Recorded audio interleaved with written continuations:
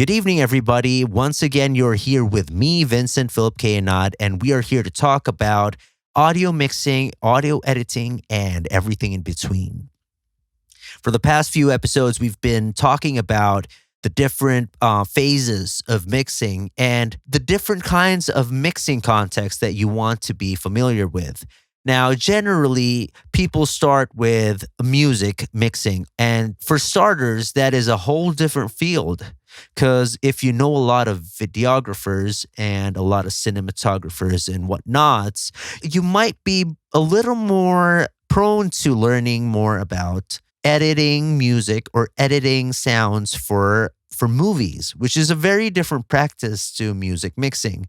However, the silver lining of it all is that you basically have the same tools that you'll be using throughout your whole mixing career. It's basically going to be about compressors, equalizers, microphones, and whatnots.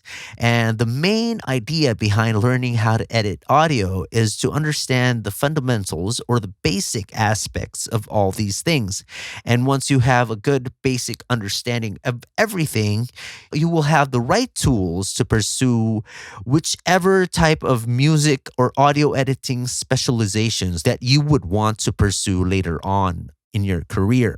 But for now, we're going to talk about general basic concepts that will help you understand the tools and understand the processes behind audio editing and hopefully be the gateway for you to find the specific type of audio editing that works best for you. So personally, I started with music editing, but now I'm more interested in podcast editing as well as voiceover and audiobook editing, simply because it is more lucrative for me. Personally, I find the work more doable, and I believe that there is growing demand for corporate projects that relate to these types of audio jobs compared to music, where you have to either be really good or really well connected to be a great music producer. But that's just me, and we all have different backgrounds, so I could be wrong. I've been wrong a lot of times in my life, so don't quote me on this one. But personally, I feel like I have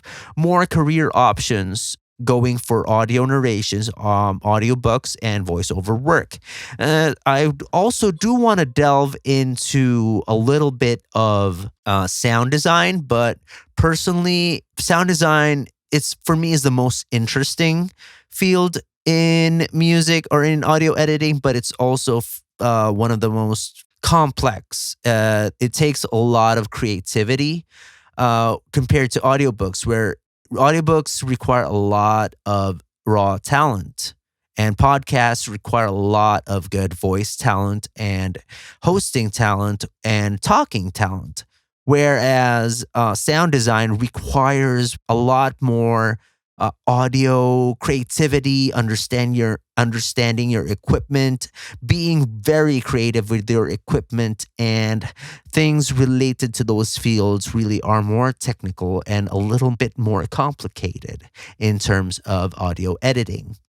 And on the other side of the spectrum is music production, which can be easy or it can be super difficult depending from person to person. Now, I'm saying this because personally, I'm not a good musician.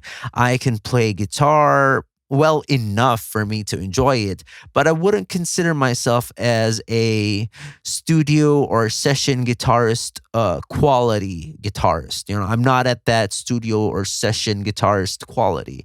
I'm not at that level, and it's not very easy to find those guys unless you already know the cool cats in your music community. And so that's my take on it. This is just a microphone and speaking test. I hope it sounds good as I play it back.